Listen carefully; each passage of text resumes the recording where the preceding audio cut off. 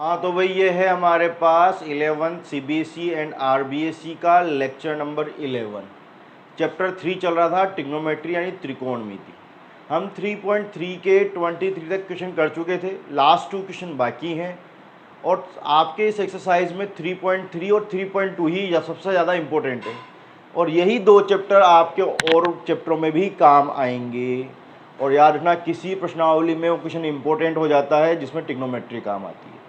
12th class में आपके 13 chapter होंगे, 13, उनमें से 11 चैप्टरों ट्रिग्नोमेट्री यूज़ होगी। तो समझ जाओ आपके लिए कितना इंपॉर्टेंट। 3.1 काम की नहीं है, 3.4 भी इतनी काम की नहीं है, बाकी 11th के हिसाब से तो है वो 3.4, बाकी 3.1 तो ऐसे फोकट है, कर लेंगे उसको भी। देखो cos 4x is equal to 1 minus 8 sine square x cos square x. तो मैं इसका LHS ले लिया। ये कल वाले क्वेश्चन की तरह है जहां आपने आया था tan 4x, और आपको याद हो तो tan 4x का तो फॉर्मूला ही नहीं पढ़ा अपन ने, तो नहीं है। और ऐसे cos 4x का भी नहीं है, तो उसको क्या लिखा था अपन ने, tan 2 इंटू 2x। इसको क्या लिखेंगे, cos 2 इंटू 2x, तो 2 2 जा 4x। तो ये फॉर्मूला बन गया cos 2a। तो cos 2a के आपको पता होने चाहिए कितने फॉर्मूले आपके पास, 4 फॉर्मूले।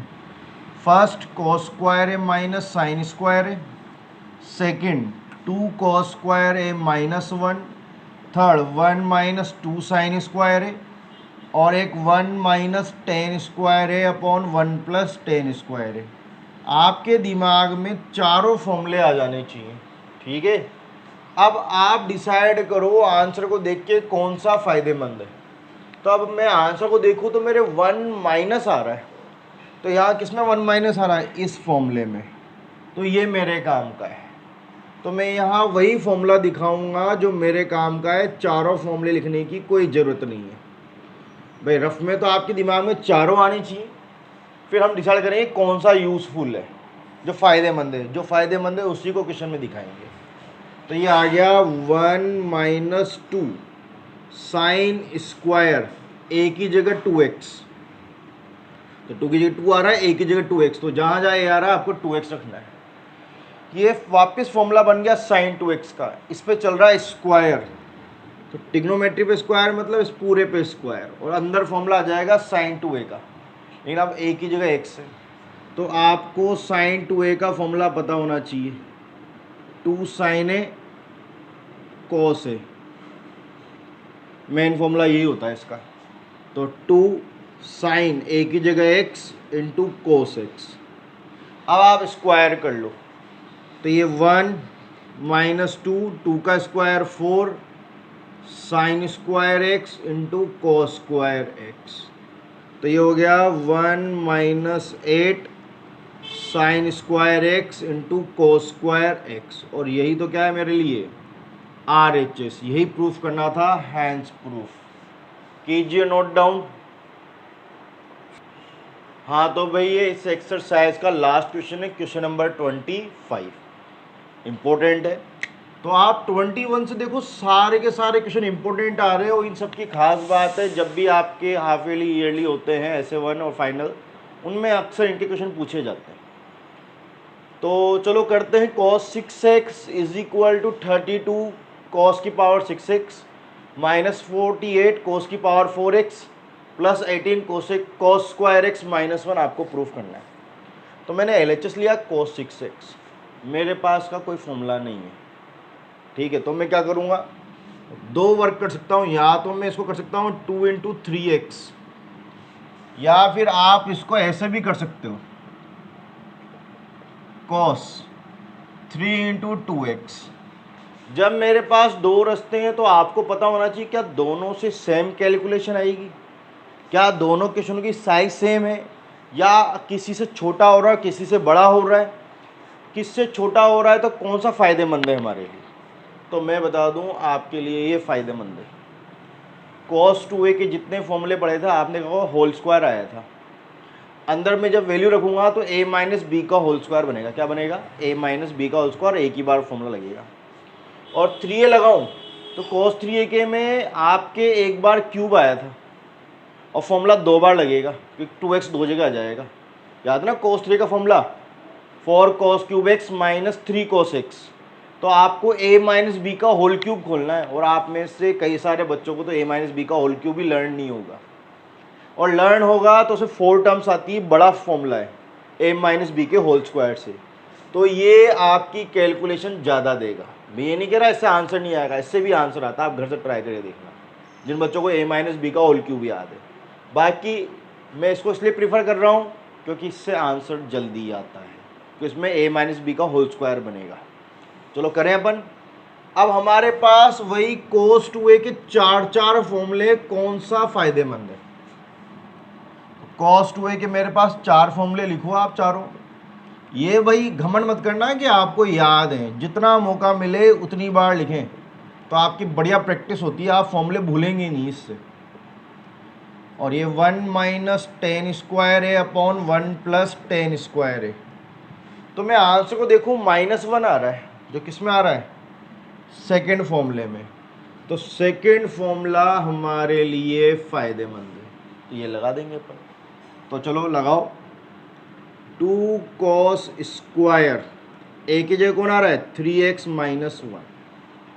अब यहाँ cos 3 का फॉर्मूला बन रहा है, स्क्वायर को तो हम बाहर निकाल देंगे। तो ये 2 cos 3 का formula 4 cos cube x minus 3 cos x का होल स्क्वायर माइनस 1। तो मैंने यहाँ cos 3 का फॉर्मूला यूज़ किया, 4 cos cube a minus 3 cos a,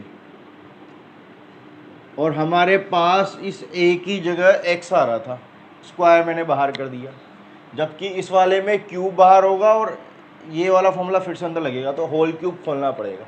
तो ये बेस्ट है a माइनस बी का होल स्क्वायर, छोटा भी है और जल्दी भी आंसर आएगा और इजी भी रहेगा। तो देखो करो अब, 2 a माइनस बी का होल स्क्वायर, पहले तो a square, 4 cos cube x का स्क्वायर, ठीक, माइनस 2ab, 2 a की जगह 4 cos cube x into 3 cos x। तो a square minus 2ab plus b square, 3 cos x का होल स्क्वायर, और ये बाहर -1। तो भाई बाहर 2 हो रहा था, इसलिए मैंने ब्रैकेट खोल के, होल स्क्वायर खोल के भी ब्रैकेट में लिखा है क्योंकि 2 से मल्टीप्लाई हो रहा है वो। और खोला जैसे मैंने a माइनस बी का whole square, a square plus a square minus 2ab plus b square, इस तरह से खोला है कि आपको फॉर्मूला दिखाई दे और दिख भी रहा होगा, a square minus 2ab plus b square, जो a माइनस बी का होल स्क्वायर। सोल्व करो, यहाँ स्क्वायर अंदर आएगा तो 4 का स्क्वायर 16, 16 टू जा 32, और पावर पे पावर होती तो मल्टीप्लाई हो जाती, कोस की पावर 6x। यहाँ करो, 4 3 जा 12, 12 2 जा 24, और 2 से मल्टीप्लाई होगा तो 48। मल्टीप्लाई करते हैं तो पावर ऐड होती है, पावर पे पावर हो तो मल्टीप्लाई होगी, और मल्टीप्लाई में ऐड होती है, तो 3 और 1 पावर 4 पावर। यहाँ करूँगा तो 3 का स्क्वायर 9, और बाहर 2, 9 2 जा 18 cos स्क्वायर x, और लास्ट में कितना चल रहा है, -1। और यही हमारे RHS के इक्वल है जो हमें प्रूफ करना था, हैंस प्रूफ। इसी के साथ ये एक्सरसाइज कंप्लीट हुई। इसके बाद हम करेंगे 3.4 त्रिकोणमितीय समीकरण, ट्रिग्नोमेट्री इक्वेशन, कीजिए नोट डाउन। तो भाई अब हमें स्टार्ट करना है एक्सरसाइज 3.4। आज तो इसकी थ्योरी चलेगी, क्वेश्चन आ नहीं पाएंगे, तो आपको थ्योरी लर्न करनी है, ठीक है। ये आपको बेटर समझ में आएगा कल वाले वीडियो में जिसमें हम क्वेश्चन सोल्व करेंगे। तो आज तो आपको मोस्टली इसमें लर्न करना पड़ेगा। तो चलो जानते हैं त्रिकोणमितीय समीकरण, जिसे क्या बोलते हैं इंग्लिश में, ट्रिग्नोमेट्री इक्वेशन, क्या होती है। तो यदि किसी समीकरण में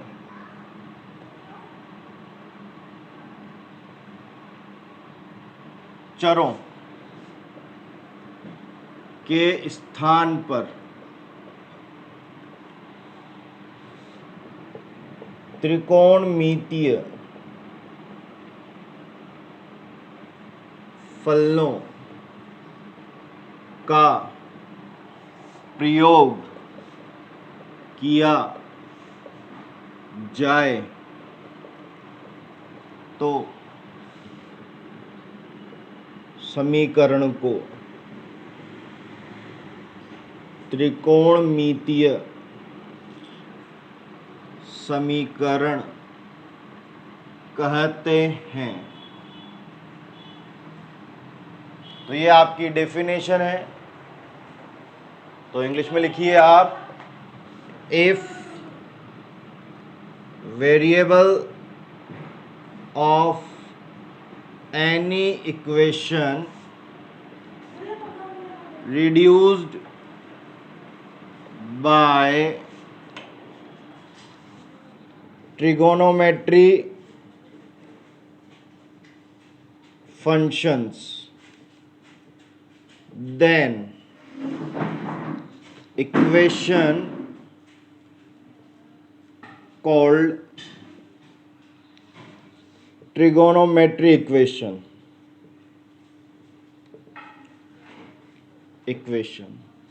क्या मीनिंग है इसका?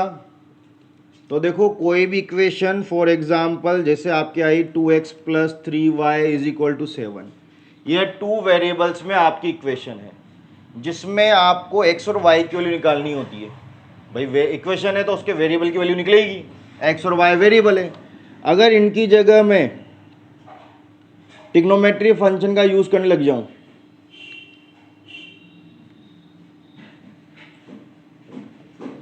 तो ये तो आपकी क्या है, ओनली इक्वेशन, समीकरण, और ये क्या हो गई आपकी ट्रिग्नोमेट्री इक्वेशन, त्रिकोणमिति समीकरण। तो ये बेसिक अंतर है। तो आपकी एक्स वाई की जगह क्या जाएगा, ट्रिग्नोमेट्री आ जाएगी, और वेरिएबल चर कौन है अभी भी, एक्स, तो आपको उस एक्स की वैल्यू निकालनी पड़ेगी। ठीक है, तो कीजिए नोट डाउन। तो भाई इसके बाद अब हमें करना है इसका हल, यानी सॉल्यूशन निकालना है। तो त्रिकोणमितीय समीकरणों का हल, सॉल्यूशन ऑफ ट्रिगोनोमेट्री इक्वेशन।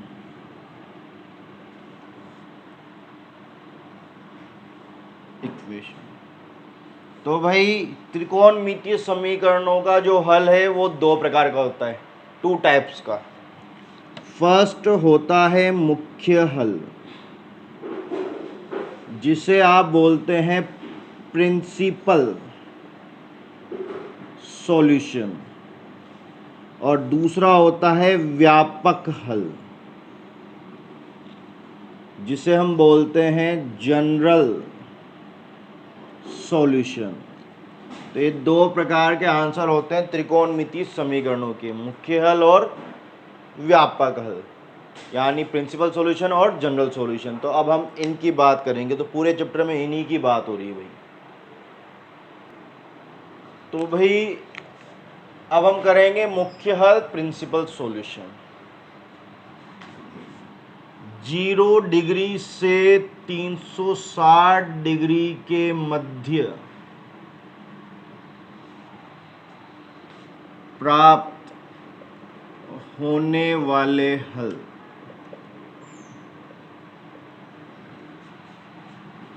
मुख्य हल कहलाते हैं।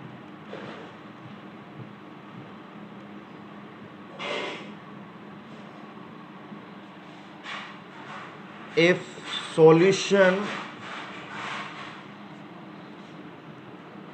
exists between 0 to 360 degree,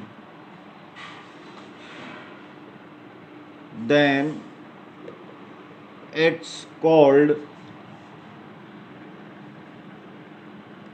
principal solution।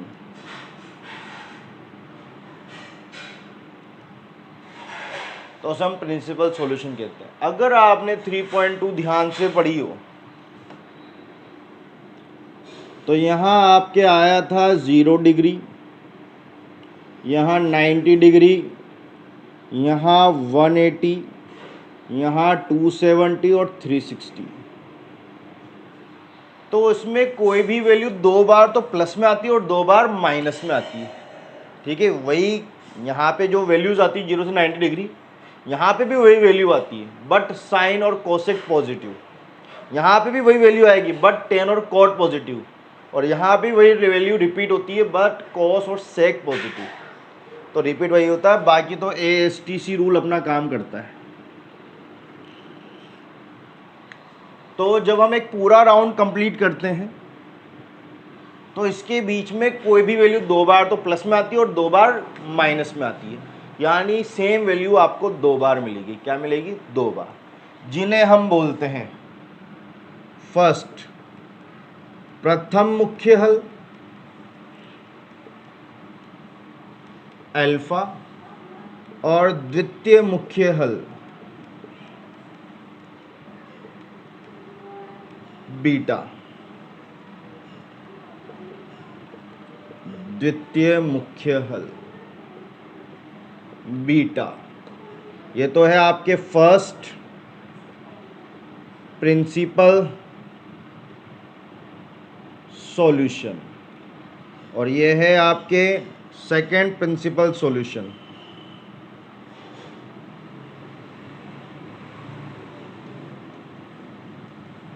तो मैंने जैसा कि आपको बताया, जब हम पूरा राउंड काटते हैं तो कोई भी वैल्यू 2 बार आती है, प्लस होगी तो भी वो 2 बार आएगी, माइनस होगी तो भी वो 2 बार आएगी इसके अंदर। तो उन्हीं को बोला जाता है फर्स्ट वाली वैल्यू को तो प्रथम मुख्य हल, फर्स्ट प्रिंसिपल सॉल्यूशन अल्फा, और सेकेंड वाली वैल्यू को बोला जाता है द्वितीय मुख्य हल, सेकेंड प्रिंसिपल सॉल्यूशन। समझ में आपको नेक्स्ट लेक्चर में आएगा कि इसकी क्वेश्चन हम वहाँ करेंगे। तो अब आपको बताऊं, अल्फा बीटा निकालने के लिए कोई पर्सनल फॉर्मूला नहीं है मेरे पास, वो डिपेंड करेगा क्वाड्रेंट्स पे। अगर फर्स्ट क्वाड्रेंट में आपका आंसर आ रहा है तो थीटा, क्लियर। सेकंड क्वाड्रेंट में आपका आंसर आया तो पाई माइनस थीटा। ये सब किसकी वैल्यू है? अल्फा और बीटा की। फर्स्ट क्वाड्रेंट में आया तो थीटा, सेकेंड में आया तो pi minus theta, third quadrant में आया तो पाई प्लस थीटा, और फोर्थ क्वाड्रेंट में आया तो 2 पाई माइनस थीटा। तो इससे अल्फा बीटा हम पता कर लेते हैं। जैसे कि एक छोटा सा एग्जांपल देता हूं मैं आपको, 10x is equal to minus का √3 लिया मैंने, 10 माइनस का आ रहा है, तो 10 माइनस का कौन कौन से क्वाड्रेंट में होता है? तो उसके लिए आपके वही रूल काम आएगा, ASTC। एक तो ये प्लस का होगा फर्स्ट क्वाड्रेंट में और एक यहाँ होगा प्लस में। तो माइनस का कौन कौन से क्वाड्रेंट में हुआ? एक तो हुआ सेकंड में और एक हुआ फोर्थ में। तो आपके जो ये x बिलोंग करेगा सेकंड क्वाड्रेंट और फोर्थ क्वाड्रेंट। बताओ आई नहीं आई बात समझ में? कैसे देखा मैंने? इस साइन को देख के। अगर प्लस होता तो 10 प्लस का काय में होता है? फर्स्ट में और थर्ड में, तब x आता फर्स्ट और थर्ड में। अभी 10 माइनस का है तो 10 माइनस का होता है सेकंड क्वाड्रेंट में और एक फोर्थ में। तो x belongs to second quadrant and fourth quadrant. तो ये आगे वाला तो होता है अल्फा और पीछे वाला होता है बीटा। तो अल्फा का फॉर्मूला क्या आता है सेकंड क्वाड्रेंट में? Pi minus theta. तो अल्फा का formula pi minus theta. Beta कौन से क्वाड्रेंट में? फोर्थ में। तो बीटा का फॉर्मूला 2 पाई माइनस थीटा।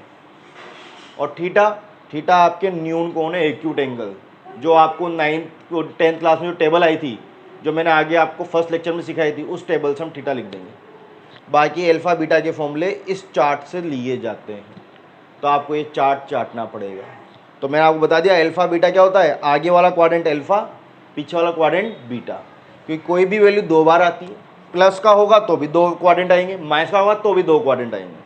तो पहले आपको क्वाड्रेंट लिखना है। आगे वाला क्वाड्रेंट आपको अल्फा देगा, पीछे वाला क्वाड्रेंट आपको बीटा।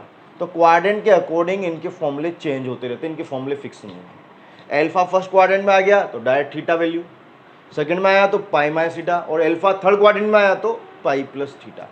इस तरह से ये चलते हैं। तो कीजिए नोट डाउन। ये तो हुआ हमारा मुख्य हल, प्रिंसिपल सॉल्यूशन। इसके बाद करेंगे हम व्यापक हल, जनरल सॉल्यूशन। ये मैंने अभी सोल्व नहीं किया, कल वाले लेक्चर में सोल्व करेंगे। अभी से थ्योरी बताइए और अल्फा बीटा बताया, अल्फा बीटा कैसे निकाल देखते हैं अपन। तो भाई अब करेंगे हम जनरल सॉल्यूशन। यानी कि व्यापक हल। तो मुख्य हल तो क्या थे, 0 से 360 डिग्री के बीच के, 0 to 360 डिग्री। अब आपका एंगल इससे ही बड़ा आ गया तो 2 राउंड काट लेगा तो 720 हो जाएगा। और हमने तो आगे 1800 तक पढ़े थे एंगल, तो अगर 360 के बाहर चला गया तो कैसे लिखेंगे? और ये तो चलता ही जाएगा, कितनी बार आंसर लिखते जाएंगे अपन। तो उसके लिए क्या लिखा गया, जनरल सॉल्यूशन। तो इन सबको सोल्व करके कुछ फॉर्मूले बनाए गए, मैं वो फॉर्मूले आपके सामने लिखा देता हूँ। First, sine theta is equal to sine alpha. तो इंग्लिश में आप लिखेंगे then theta is equal to n pi plus minus 1 की पावर एन एल्फा। यहां जो एन है ना, वो है चक्करों की संख्या, नंबर ऑफ रेवोल्यूशन। आप एन का मान 1 लेंगे तो पहले चक्कर में आंसर आ जाएगा, क्या सॉल्यूशन आ रहा है, जो अल्फा बीटा भी देंगे अपने को। एन इज इक्वल टू 2 लूंगा तो आगे के आंसर आ जाएंगे सेकेंड राउंड के। तो एन इज इक्वल टू 3 लूंगा तो तीसरे चक्कर के आंसर आ जाएंगे। तो एन क्या है यहाँ, चक्करों की संख्या। तो अगर आप एक ही चक्कर काटते हो तो मुख्य हल, एक से ज़्यादा चक्कर काटोगे तो व्यापक हल। तो इसमें जितनी बार भी आपका आंसर आएगा वो सारे आंसर एक साथ इसके अंदर आ जाते हैं। ऐसे ही cos theta is equal to cos alpha. तो theta is equal to 2n pi plus minus alpha and tan theta is equal to tan alpha. तो यानी देन, तो आपके theta is equal to n pi plus alpha. Cos वाला special है, plus minus आ रहा है। अब इसमें 3 नोट भी हमारे अक्सर काम आते हैं, वो हैं sine theta is equal to 0 हो जाए तो देन आपके थीटा इज इक्वल टू होगा एन पाई। ऐसे ही आपके tan theta is equal to 0 हो तो भी आपके theta is equal to n pi होगा। कैसे आया? तो ये 2 फॉर्मूले में आपको एक्सप्लेन करने की कोशिश करता हूँ। मैंने लिया साइन थीटा बराबर 0, मुझे व्यापक हल यानी जनरल सॉल्यूशन चाहिए, तो इधर साइन है तो उधर भी साइन आना चाहिए। तो साइन में किसकी वैल्यू 0 होती है? तो साइन 0 डिग्री की। तो देखो थीटा की जगह थीटा, लेकिन अल्फा की जगह कौन आ गया? 0। और जैसे मैं अल्फा की जगह 0 रखूँगा, ये पूरा 0 से मल्टीप्लाई होकर 0 हो जाएगा। तो क्या बचा? एन पाई। ऐसा है कुछ थर्ड वाला है, टेन थीटा बराबर 0। तो टेन में 0 वैल्यू किसकी होती है? टेन 0 की। तो ये फॉर्मूला लग जाएगा टेन थीटा बराबर टेन अल्फा। तो अल्फा की वैल्यू कितनी आ गई अब? 0। तो आप अल्फा की जगह 0 रख दो तो कितना आ जाएगा? फिर से एन पाई। नहीं, कॉस में ऐसा नहीं है भाई, कॉस थीटा बराबर 0। तो इंग्लिश में साथ में लिखना then theta is equal to 2n plus 1 pi by 2, ये आएगा। अब ये कैसे आया मैं समझाने का सिर्फ प्रयास कर सकता हूँ।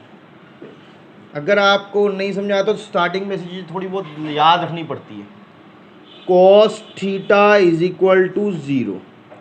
तो कॉस में 0 वैल्यू किसकी होती है? तो कॉस में 0 वैल्यू होती है 90 की, पाई बाय 2। कॉस 90 की वैल्यू 0 होती है। तो अब बन गया फॉर्मूला कॉस थीटा और कॉस एल्फा। तो थीटा इज इक्वल टू कितना आ रहा है? 2n pi plus minus alpha की जगह पाई बाय 2। देखो इसने पाई बाय 2 कॉमन ले रखा है हमारे आंसर में, मैं भी पाई बाय 2 कॉमन लेने का प्रयास करता हूँ। तो 2 एल्सियम लिया मैंने, ये हो गया 4n पाई प्लस माइनस पाई। अगर मैं कॉमन ले लूँ तो ये 4n प्लस माइनस 1 और ये पाई बाय 2, ये आया मेरे पास। n का मान 0 लो। अगर मैं n का मान 0 लेता हूँ तो ये मेरा आंसर कितना आया 0 लेने पर? पाई बाय 2। फिर n का मान आप 1 लो, मैं माइनस की तरफ नहीं जा रहा है ना। मैंने n का मान 1 लिया तो कितना आ गया?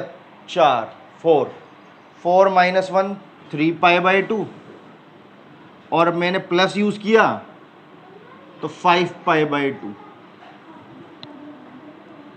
देखो दोनों आ रहे हैं ना प्लस माइनस। आपके हुए सर यहाँ तो आपने फिर एक ही लिखा, अरे भाई मैं जीरो ले रहा था तो माइनस का π/2 आ रहा था और एक प्लस का π/2 आ रहा था, तो मैं माइनस वाले एंगल नहीं ले रहा, प्लस में चल रहा हूँ। और n इजिकल टू 1 लेने पे तो 4 1 जा 4, 4 माइनस 1 3 π/2 वो भी प्लस का है, और प्लस 1 लूँगा तो 4 प्लस 1 5 π/2 वो भी प्लस का है।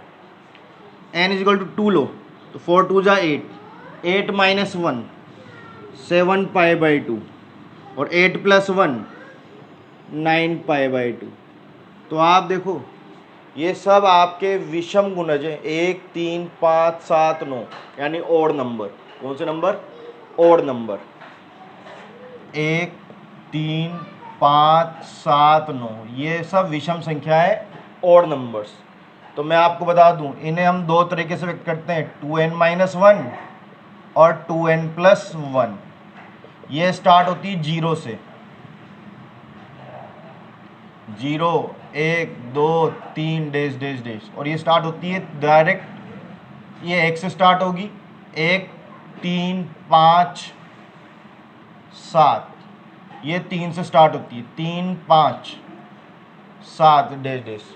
तो 0 तो लेते ही नहीं हम, कोई कम से कम एक राउंड तो काटेंगे ना, क्योंकि मुख्य हल भी कब आएगा? जब एक पूरा चक्कर काटेंगे। तो आपको कम से कम n की वैल्यू 1 लेनी पड़ेगी। 1 लेने से 3 5 7 9 आया, तो कौन से वाले नंबर आ रहे हैं आपके? ये वाले आ रहे हैं विषम संख्या। और अगर ये 1 से स्टार्ट हो, 1 से स्टार्ट होती तो ऊपर वाला आता। तो देखो ये क्या है? विषम संख्या है, ओड नंबर, जिसे हम किससे व्यक्त कर सकते हैं? 2n+1। कोई 3 से स्टार्ट हो रहा है भाई, 0 मत लेना, क्योंकि मुख्य हल भी चाहिए, तो कम से कम एक राउंड तो काटना पड़ेगा, और एक राउंड काटोगे तो n इजिकल टू कितना हो जाएगा? 1। तो 1 से स्टार्ट करते हैं, तो इसलिए आपके इसकी जगह क्या यूज़ किया गया? 2n+1 π/2। ये भी विषम संख्या को व्यक्त कर रहा है, ओड नंबर्स को, और ये भी ओड नंबर को, लेकिन ये इसकी सिंपल फॉर्म है, उसको सिंपल फॉर्म में लिखा गया। तो अगर आपको ये डेरिवेशन याद भी नहीं रहता तो कोई दिक्कत नहीं है, ये तो सिर्फ मैंने आपके जिज्ञासा दूर करने के लिए बताया है, ताकि आपको यूँ नहीं लगे कि ये चीज़ कैसे आई। ठीक है, बाकी आपको ये फॉर्मूले लर्न करने, 3 ये और 3 ये, 6 फॉर्मूले, जिसमें आपकी एक्सरसाइज कंप्लीट हो जाएगी। और मुख्य हल प्रिंसिपल सॉल्यूशन के लिए वो चार्ट याद करना है। फर्स्ट क्वाड्रेंट में तो थीटा, सेकंड में π-θ, थर्ड में π+θ, और फोर्थ में 2π-θ, उससे हम अल्फा बीटा निकालेंगे। ये इस चैप्टर की थ्योरी है। तो कल हम इस एक्सरसाइज को स्टार्ट करेंगे 3.4 को, और उम्मीद करते हैं कल ही आपकी 3.4 फिनिश हो जाए। तो आज के लिए इतना ही।